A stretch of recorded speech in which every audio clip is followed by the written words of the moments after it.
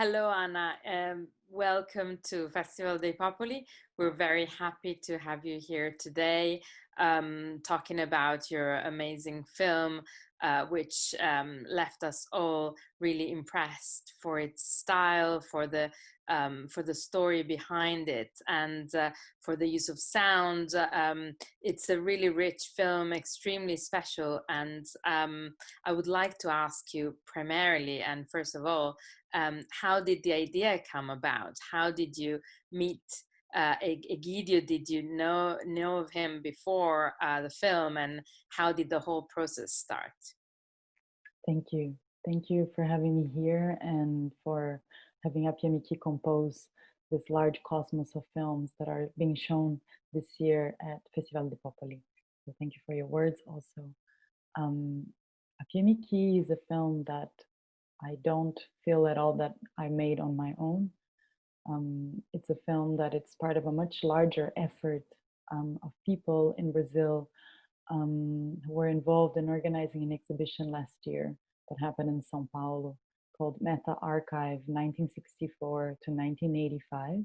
So the official years of the military dictatorship in Brazil. And the exhibition was created as a survey around the histories of the period of the military dictatorship, which is a period that we know very little of in Brazil. Much of what has happened there is told from the perspective of the economic center of the country and not of the very different regions and the very different subjects and subjectivities that endured this period. So APIYEMIYEKî was a film that was commissioned for this exhibition, and it was organized by a curator who has been working for many years on the issues around memory, archives, and fiction in Brazil. Her name is Ana Vaz, and she invited me to make to make a film that would contribute to this constellation of critical works based on my previous works in the Center-West region in Brazil. So I come from that region. It's a region that's marked by a kind of a second wave of an interior colonization of the country through its hinterlands, through the exploration of minerals and resources. I was born in Brasilia, which is a city that kind of marks a second wave of a dream of modernization, very much under the premise of a new form of colonialism towards the Amazon region, advancing towards that region. And the first document that she gave me to work with, because Ana had been compiling a lot of information around this period, was the first report of the state of Amazonas, the report of the Commission of Truth and Justice, who has been working in South America for many, many years around localizing, giving name, describing what were the many different realities of South American countries during its very different military dictatorships. So the first time that I read the report, I was of course very stunned by the story that was heavily documented and described in there, as anyone would be. But more than anything, one of the things that most struck me were 10 drawings that were at the end of the report.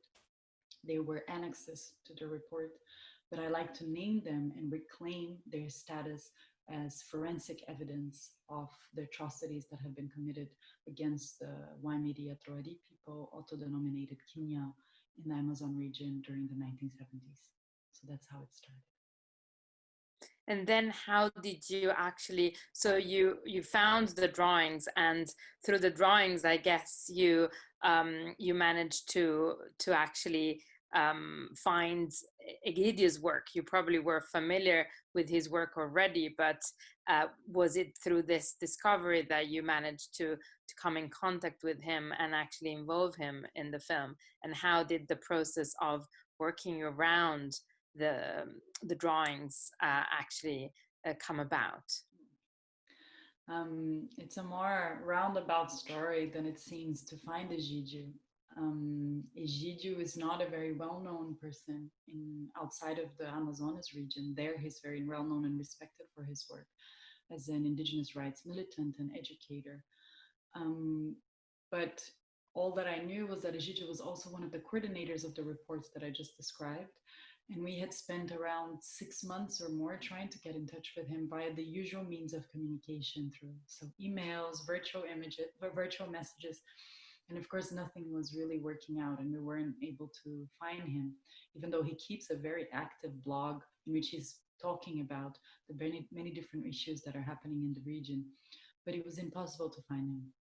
So it took us a very, very long time until finally, what you hear in the film, there's a moment in which you hear an audio that opens the film that says, "Hey, Ana, I'm here. I just met Egidio, etc."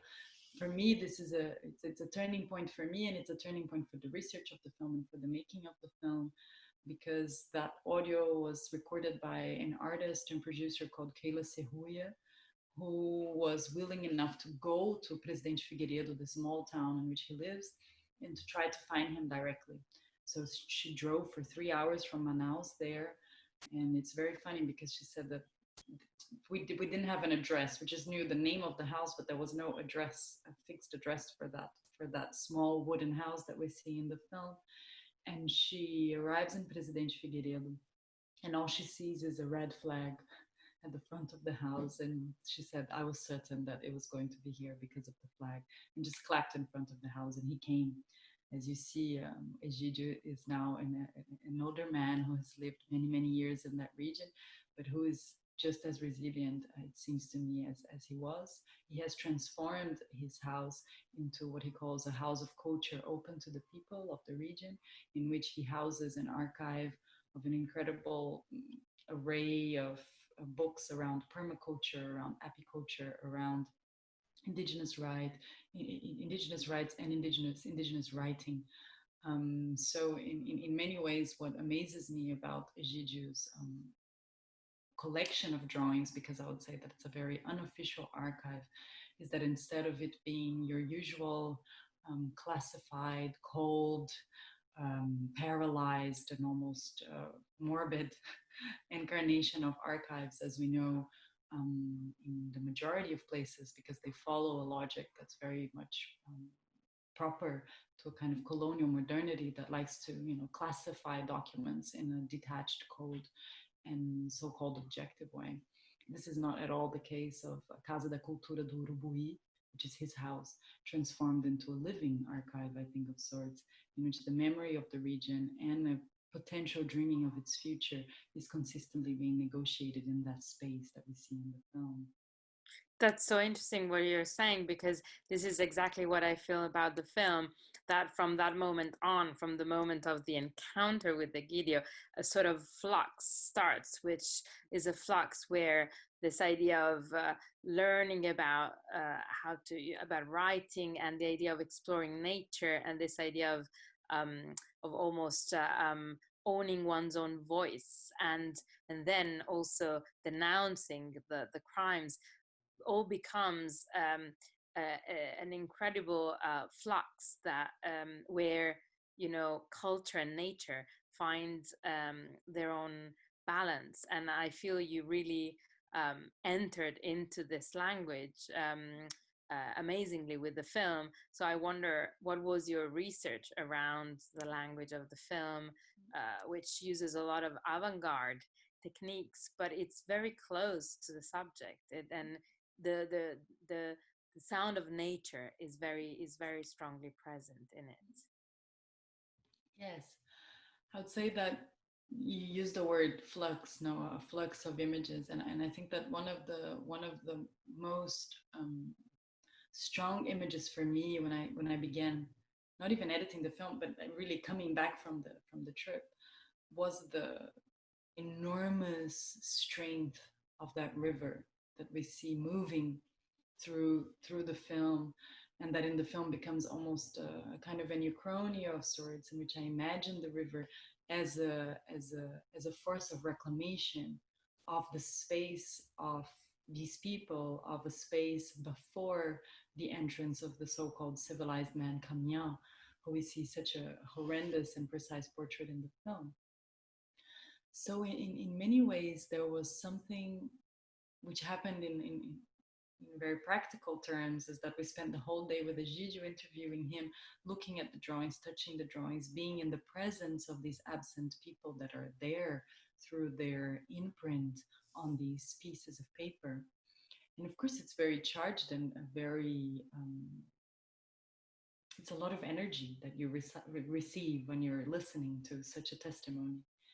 And me and Kayla, who accompanied me on that day, is the person who is managing the drawings and speaking with me sometimes. She says, let's go and take a break at the end of the day. And before we left, we went to almost kind of pay our honors to that river before leaving.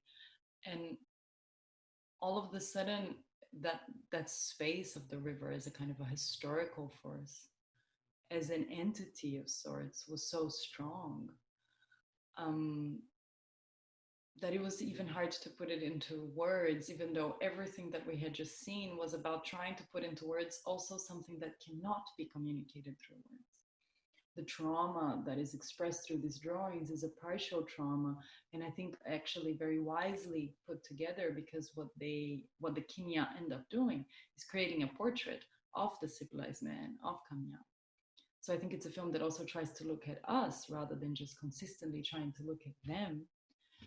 And that the violence of actually having this, the gaze of cinema, which is often a gaze that only looks at the other person on the other side, trying to look back at us, was for me the hardest and most delicate effort in the film, which for me made it important that the film would never be about only presenting one singular image or version of what I encountered there, but rather a flux of images, of layers, of sounds, images, locations, which would always give us the sensation of something that's partial, of something that's entangled, of something that's neither entirely past nor future nor present, of something that's neither entirely Kenya nor Kenya, but is this interstice, this gap, this friction in between.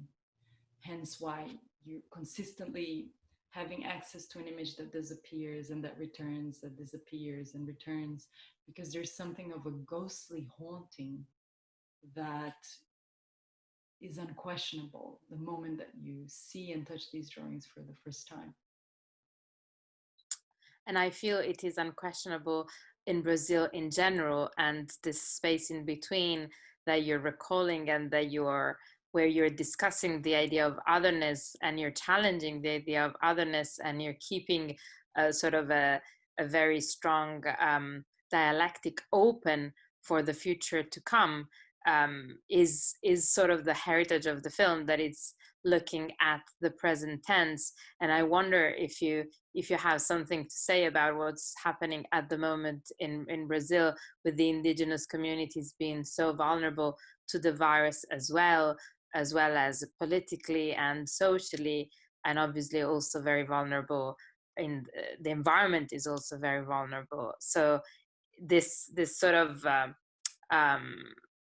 what you're launching to us from the perspective of this film is to keep this space in between open. How do you see this happening today? I think most of all, I see the film as a warning. I don't think it is a film that's also only dealing with a historical narrative. The narrative that's being described in that film is a narrative that has never ceased.